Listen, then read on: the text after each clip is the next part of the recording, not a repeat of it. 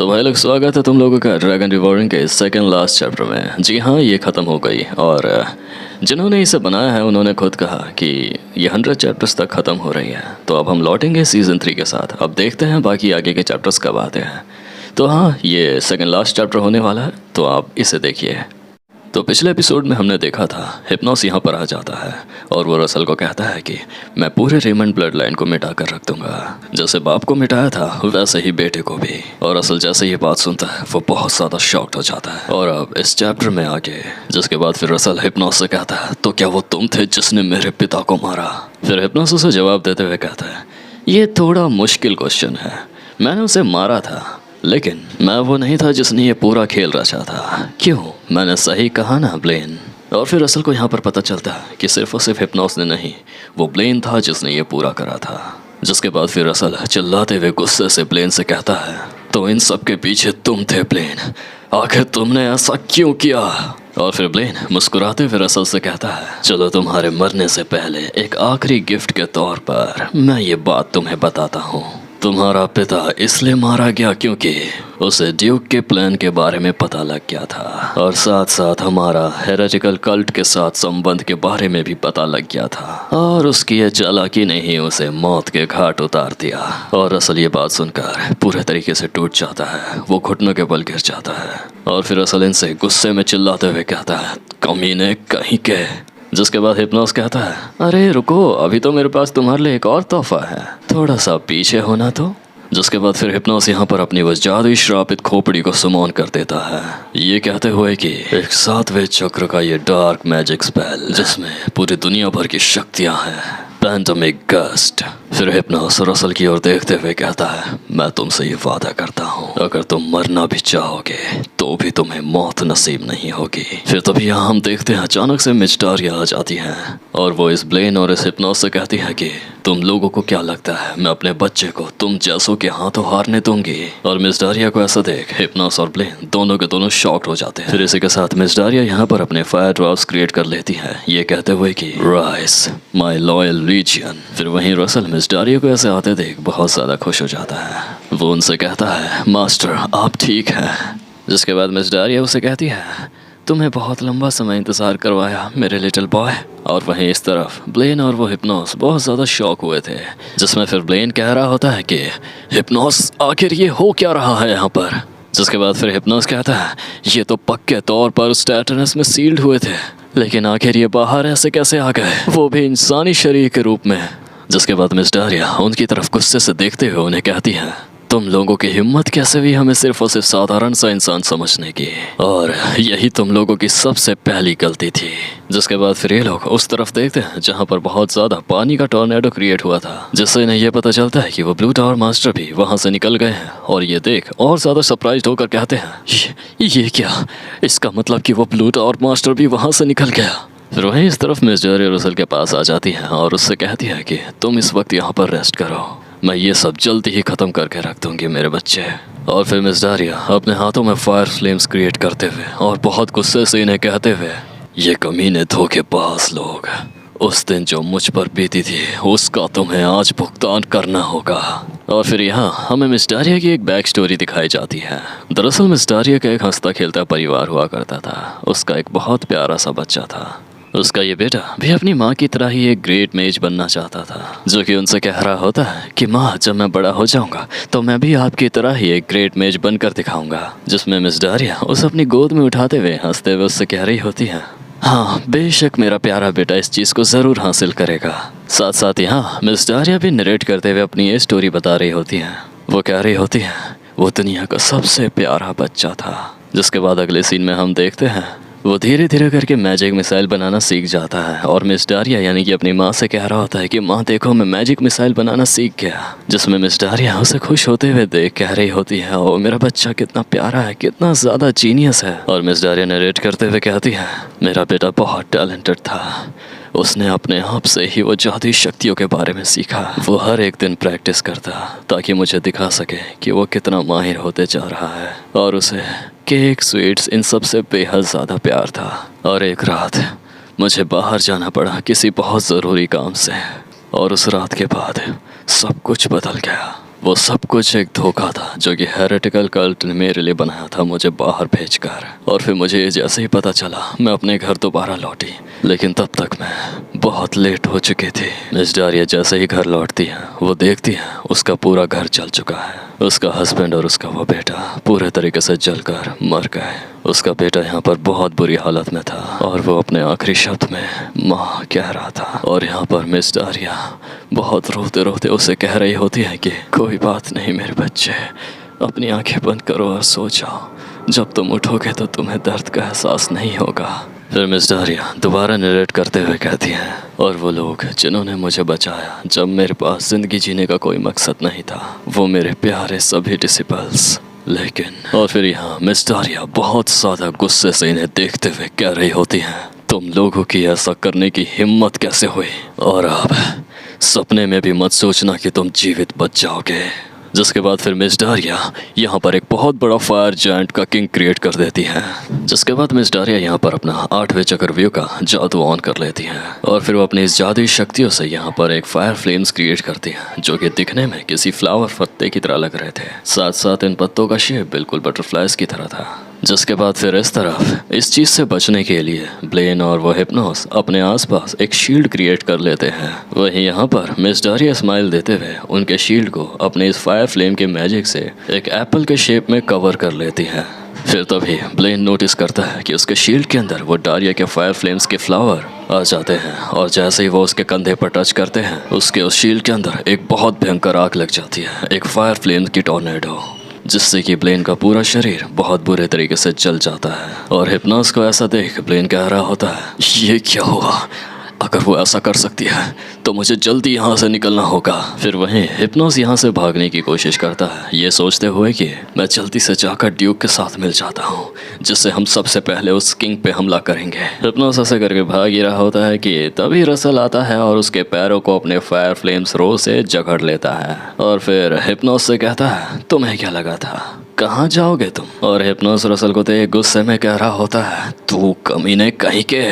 फिर वहीं miss Daria अपने फायर फ्लेम के उस एरो से हिप्नोस पर अटैक करती है जिससे हिप्नोस एक बार को तो बच जाता है। फिर वहीं उस तरफ मिस डारिया इसे कह रही होती है कि मैंने तुम्हें बताया तो अब तुम जीवित नहीं बचोगे, तो इस कोशिश में मत रहो। जिसके बाद मिस डारिया यहाँ पर आसमान में उड़ते हुए अपने फायर फ्लेम्स के बहुत सारे त्रिशूल क्रिएट कर देती है और ये सारे के सारे इस हिप्नोस पर फेंक के मार देती है, जिससे कि यहाँ पर एक बहुत बड़ा धमाका होता है। और यहाँ हिप्नोस जिसके अंदर कई त्रिशूल घुसे हुए होते हैं जो कि मौत की कगार पर था, वो ये सोच रहा होता है कि जैसा कि सोचा था एक 8 सर्कल मैजिक से मैं अपनी सारी ताकत भी लगा दूं तो भी इससे नहीं जीत सकता, तो फिर अब मैं अपने माना में कंसंट्रेट करूंगा और अपने आप को यहीं पर खत्म कर दूंगा। हिप्नोस यहाँ पर अपने आप को इनके हाथों मरने देने के बजाय वो खुद मरने वाला था, लेकिन फिर वही मिस डारिया आ जाती है और इसे अपने फ्लेम बाइंडिंग से जकड़ के रख लेती है। और फिर मिस डारिया इससे कहती है, सब कुछ खत्म हिप्नोस, अगर तुम मुझे हर एक चीज़ के बारे में बता दोगे तो मैं तुम्हें ऐसी मौत दूंगी जिसमें तुम्हें ज़्यादा दर्द ना हो। जिसके बाद वहीं हिप्नोस हंसते हुए मिस डारिया से कहता है, ऐसा मत समझो कि सब कुछ खत्म हो गया है, अंधेरे की शुरुआत तो बस अभी हुई है। फिर तभी हम यहाँ देखते हैं हिप्नोस अपने आप को अपनी जादुई शक्तियों से पिघलाकर खत्म कर देता है और वो मरते मरते ये कहते जाता है कि वो तुम्हारे पूरे कॉन्टिनेंट को खून और अंधेरे से ढक कर रख देगा। ये कहने के बाद हिप्नोस पूरे तरीके से पिघल कर वहीं पर मिट जाता है। फिर मिस डारिया ये देखते हुए कह रही होती है, इसने अपने आप को अपनी ही जादुई शक्तियों से खत्म कर दिया, कमीना कहीं का। फिर यहाँ इस ओर हम देखते हैं जहाँ पर ब्लेन पूरे अधमरी हालत में होते हुए एक दीवार में घिसटते हुए यहाँ से जा रहा होता है। साथ ही वो ये कह रहा होता है कि क्या बुरे तरीके से हारे, मेरी सबसे पहली गलती थी कि मैंने इन बेवकूफ़ कल्टिस्ट पे भरोसा करा, मुझे जल्दी ही कहीं छुपना होगा और एक नया ग्रुप बनाना होगा। फिर वही ब्लेन देखता है उसकी आंखों के सामने रसल रेमंड आ जाता है जो कि उसे बहुत ज़्यादा गुस्से से देख रहा था, लेकिन यहाँ पर ब्लेन को रसल एलेक्स रेमंड की तरह लगता है। एलेक्स रेमंड यानी कि रसल के पिता। और ब्लेन इसे देखते हुए ये सोच रहा होता है, एलेक्स रेमंड नहीं, ये नामुमकिन है, मैंने उसे खुद अपनी आंखों से मरते हुए देखा था। फिर तभी रसल अपने हाथों में वो स्वॉर्ड लिए हुए बहुत तेजी से इसकी ओर आ जाता है और अब जाकर ब्लेन को यह एहसास होता है कि नहीं, ये एलेक्स रेमंड नहीं, ये तो उसका बेटा है। जिसके बाद रसल अपनी वो स्वॉर्ड सीधा इसके पेट के आर पार घुसा देता है और ब्लेन यहाँ यही कहता रह जाता है कि तो आखिर में तुम जीत ही गए एलेक्स रेमंड। तो भाई लोग, अगर तुम लोगों को ये वीडियो अच्छी लग रही है तो एक लाइक और एक प्यारा सा कमेंट कर देना। मैं सच कहूँगा, तुम लोगों का एक एक कमेंट भी मेरे लिए बहुत मायने रखता है, तो एक लाइक और एक प्यारा सा कमेंट करके ज़रूर जाना। फिर वहीं इस तरफ हम देखते हैं जहाँ पर ब्लू टावर मास्टर अपने वाटर टॉर्नेडो से सारे दुश्मनी नाइट्स को मार रहे होते हैं और ये सभी नाइट्स यहाँ से अपनी जान बचाते हुए भागते हुए इधर उधर कह रहे होते हैं कि अब यहाँ पर कोई रास्ता नहीं बचा, हमारे और साथी आखिर कब आ रहे हैं यहाँ पर। वहीं ये मास्टर हेमिंगवे इन पर ऐसे हमला करते हुए बहुत खुश होते हुए इन्हें कह रहे होते हैं कि हा, तो अब तुम लोगों को कैसा महसूस हो रहा है धोखेबाज कहीं के। तुम लोगों के इस तरीके से मेहनत देखकर ऐसा लग रहा है कि जैसे कोई चींटियां भाग रही हैं। और फिर यहाँ पर मिस डारिया भी आ जाती है अपने फ्लेम टावर के ड्रॉप्स क्रिएट करते हुए, जिसे देखकर ये बुरे नाइट्स और ज्यादा घबरा जाते हैं और वो कहते हैं ये फ्लेम टावर की मास्टर भी इस लड़ाई में जुड़ गए, हमें यहाँ पर कोई तो बचाओ। और यहाँ पर सर जिलियन जो होते हैं उन्होंने कैसल का गेट कवर कर लिया होता है और अब वो उसकी रक्षा करते हुए इन विरोधी नाइट्स पे हमला कर रहे होते हैं। और वहीं इस ओर आर्चड्यूक बिस्मार्क अपने सारे नाइट्स के साथ होता है और वो ये सब देखते हुए कह रहा होता है कि ये सब आखिर हो क्या रहा है, हम बस जीत को अपनी मुट्ठी में करने ही वाले थे, लेकिन अब देखकर लग रहा है चीजें पूरी तरीके से पलट चुकी है। आखिर वो दोनों के दोनों कमीने आजाद कैसे हो गए। आर्चड्यूक बिस्मार्क यहाँ पर मिस डारिया और ब्लू टावर मास्टर की बात कर रहा होता है और फिर वो और ज्यादा गुस्से से कहता है आखिर ये ब्लेन और ये हिप्नोस इस वक्त कहाँ पर है। जिसमें फिर इधर से मिस डारिया कहती है अच्छा तो तुम इनकी बात कर रहे हो। वहीं मिस डारिया इस आर्चड्यूक बिस्मार्क के पैर पर ब्रेन ट्रोलॉजी का कटा हुआ सर और साथ ही में वो हिप्नोस की वो जादुई खोपड़ी उसे देती है, जिसे देखकर आर्चड्यूक बिस्मार्क यहाँ पर काफी शॉक्ड हो जाता है। वहीं फिर इस ओर से मिस डारिया उसे कहती है वैसे काफी मुश्किल होगा, मैं पूरा तुम्हें बताऊंगी इन्हें कैसे मारा, तो बस मैं तुम्हारे लिए ये ले आई। जिसके बाद फिर मिस डारिया उसे मुस्कुराते हुए कहती है तो अब तुम्हारी बारी। मिस डारिया की ये बात सुनकर आर्चड्यूक बिस्मार्क बहुत गुस्से में अपनी स्वॉर्ड निकाल लेता है और फिर गुस्से से कहता है जिस प्लान को बनने में इतना ज्यादा समय लगा था वो सिर्फ और सिर्फ तुम जैसे लोगों की वजह से खत्म नहीं हो सकता। और फिर आर्चड्यूक बिस्मार्क अपनी वो स्वॉर्ड लेकर इनके ऊपर हमला करने के लिए कूद जाता है। फिर वहीं यहाँ पर रसल अपना फायर मैजिक स्टार्ट कर रहा होता है, जिसमें मिस डारिया कह रही होती है तुम बेवकूफ अपनी मौत की कगार पर हो और मेरा स्टूडेंट तुझे खत्म करके अपना बदला पूरा करेगा। और फिर असल अपने इस फायर फ्लेम डिस्ट्रक्शन से इस आर्चड्यूक बिस्मार्क पर एक फायर टॉर्नेडो की आग लगा देता है, जिसमें कि आर्चड्यूक बहुत बुरे तरीके से दर्द से चिल्ला रहा था और फिर वो वहीं पर जलकर भस्म हो जाता है। और यहाँ हमारे नाइट्स अपनी स्वॉर्ड उठाकर इस चीज का सेलिब्रेशन मनाती है। फिर तभी सीन चेंज होता है और हमें पैलेस के अंदर का सीन दिखाया जाता है, जहाँ पर हिज मैजेस्टी सभी से ये कह रहे होते हैं कि अगला हमें उन जगहों को ठीक करने के बारे में डिस्कस करना होगा और पैलेस को रीबिल्ड करने से पहले उन सिटीजन्स के घर को रीबिल्ड करो। तो येलो टावर मास्टर क्या आप इसे संभाल लेंगे। जिसमें फिर निकोलो कहता है हाँ मैं समझ गया। फिर इसके बाद हिज मैजेस्टी मिस डारिया से पूछते हुए कहते हैं तो जैसे कि रिपोर्ट में लिखा हुआ है उस हेरेटिक हिप्नोस ने जो कहा था क्या वो सब सच है। फिर मिस डारिया ये कहते हुए बताती हैं कि हाँ वो सब सच है, मैंने खुद अपने कानों से सुना था। फिर हिज मैजेस्टी इन्हीं सब बातों को लेकर सोचने लग जाते हैं। तो हिप्नोस ने कहा था वो हमारे पूरे कॉन्टिनेंट को खून और अंधेरे में ढक के रख देगा और अंधकार की शुरुआत अभी हुई है।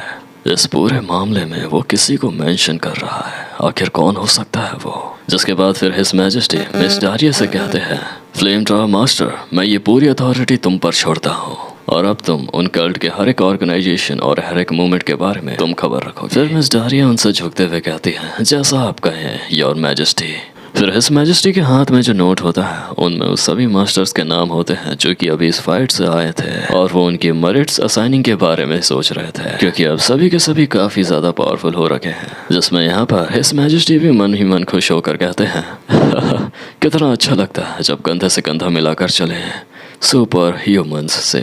और वैसे ये किसने सोचा था कि पूरे कॉन्टिनेंट का सुपर ह्यूमन रसल रेमंड हमारे परिवार का एक खास हिस्सा होगा। फिर तभी सीन स्विच होता है और हम देखते हैं इस तरफ रसल अपने बेड पर होता है। उसे काफ़ी पट्टी लगी हुई थी और रसल को इसी तरीके से बेड पे पड़े हुए पूरे 10 दिन हो चुके थे। वो अब तक बेड से उठा नहीं था और इसी बात को लेकर उसकी वाइफ यानी कि हैकेट बहुत ज़्यादा चिंतित थी। वो मिस जारिया से कह रही होती है कि मुझे इसकी बहुत फिक्र हो रही है, ये पिछले 10 दिनों से अब तक एक भी बार नहीं उठा है। जिसमें मिस जारिया उन्हें कहती है आप फिक्र मत करिए योर हाइनेस, रसल ने अभी अभी सुपर ह्यूमन लेवल को अपने अंदर अब्सॉर्ब किया है और अभी वो उस सर्कल को अपने अंदर समा रहा होगा, इसीलिए आप इतनी फिक्र मत करिए, सब ठीक होगा। वहीं फिर मिस डारिया रसल को लेकर ये भी सोचती हैं कि उसने अपने आप को ऐसी मुश्किल भरी स्थिति में भी पहुंचा दिया था, लेकिन हैरानी की बात तो ये है कि सर्कल बीच से टूटा नहीं। फिर मिस डारिया हैकेट को वहां से ले जाती है ये कहते हुए कि अभी के लिए हमें चलना होगा योर हाइनेस। रसल अपनी सारी शक्तियों को एक्सेप्ट कर लेगा तो वो उठ जाएगा। जिसके बाद फिर वही यहाँ पर रसल के आसपास एक लाल कलर की एनर्जी दिखाई देती है और रसल को ये एनर्जी जैसे ही महसूस होती है वो धीरे धीरे उठने लगता है और वो सोच रहा होता है कि आखिर ये एनर्जी कैसी है कि तभी अचानक उसके सामने एक स्क्रीन शो होती है जिसमें लिखा होता है फायर स्पिरिट पेपर ने अपने उस ड्रैगन पावर को फुल्ली एब्जॉर्ब कर लिया है और अब वो फायर स्पिरिट पेपर रिबॉर्न हो रहा है एक स्पिरिट ड्रैगन के रूप में और अब तुम स्पिरिट ड्रैगन पेपर को समॉन कर सकते हो स्पिरिट रियल्म गेट से। और रसल को जैसे ये पता लगता है वो बहुत सरप्राइज हो जाता है, वो कहता है पेपर। देन फिर इसी के साथ सीन चेंज होता है और हम देखते हैं रसल अपने पैलेस से बाहर आ गया था एक ऐसी खुली जगह पर जहां पर वो पेपर को आसानी से समॉन कर सके। लेकिन यहाँ पर रसल उससे पहले अपने 7वें चक्र को ओपन करता है और वो ये देखते हुए सोचता है कि 7वां चक्र, मुझे तो लगा था मैं अपनी पूरी जिंदगी में इसे कभी भी प्राप्त नहीं कर पाऊंगा, लेकिन जब मैं अपने इस बीते वक्त में पहुंचा तो ये चीज़ मैंने आखिर हासिल कर ही ली। और सिर्फ इतना ही नहीं, मैंने इन पावर्स को यूज़ करा जिन्होंने मेरे पिता को मारा था उनके विरुद्ध। लेकिन मैं अभी सिर्फ यहीं पर ही नहीं रुकूंगा, अभी वो कल्टिस्ट और वो एम्पायर्स पूरे तरीके से बाहर हैं तो मुझे और भी ज़्यादा ताकतवर होना होगा।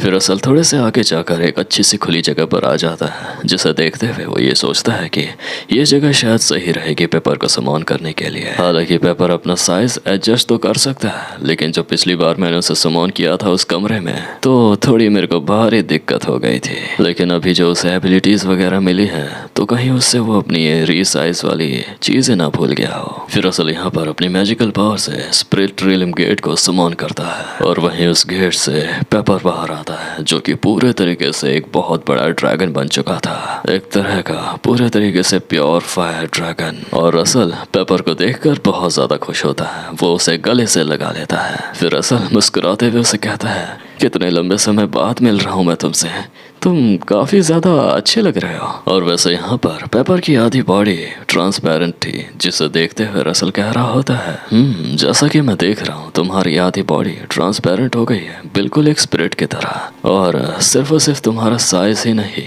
तुम्हारी पूरी अपीयरेंस पहले के मुकाबले काफी ज्यादा बदल गई है। और 7 सर्कल की पावर जो तुम होल्ड करके रखे हो वो भी बिल्कुल मेरे पावर्स की तरह ही फील कर रहा है।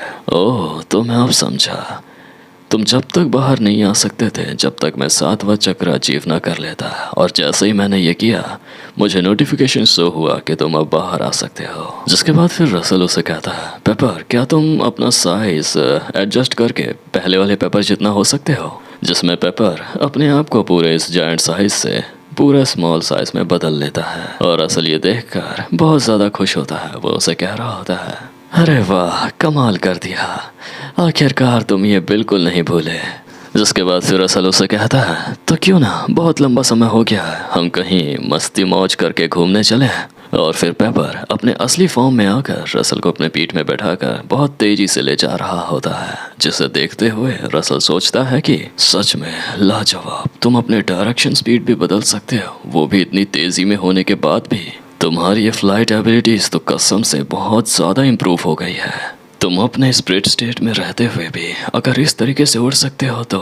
रसल ये बात मन में सोच ही रहा था कि तभी अचानक पेपर अपने फायर फ्लेम्स से रसल को एक आउटफिट दे देता है। और ये आउटफिट का लुक भी काफ़ी हद तक एक ड्रैगन जैसा ही लग रहा था, जिसमें कि रसल काफ़ी ज़्यादा सरप्राइज होते हुए पेपर से कहता है अच्छा, तो तुम अब मेरा मन भी पढ़ सकते हो। तुम्हारी टेलीपैथिक वेव्स तो काफ़ी ज़्यादा चालाकी से तेज़ हो गई है। तो फिर चलो आगे चलते हैं। और फिर रसल ये कहकर पेपर के साथ आगे की ओर निकल जाता है। और यहाँ पर रसल आगे जाते हुए ये सोच रहा होता है कि वैसे ये चीज़ पेपर जितना नॉर्मली अपनी स्पीड में उड़ता है उसके जितना तेज़ तो नहीं है, लेकिन अगर बात रही तो एरियल कॉम्बैट में मैं किसी भी सुपर ह्यूमन लेवल के बंदे से नहीं हारने वाला। ये चीज़ उसमें काफ़ी हेल्पफुल होगी। और फिर असल पेपर को कहता है चलो पेपर। इसी के साथ वो आगे की ओर बहुत दूर निकल जाते हैं एक खूबसूरत से सैर के लिए।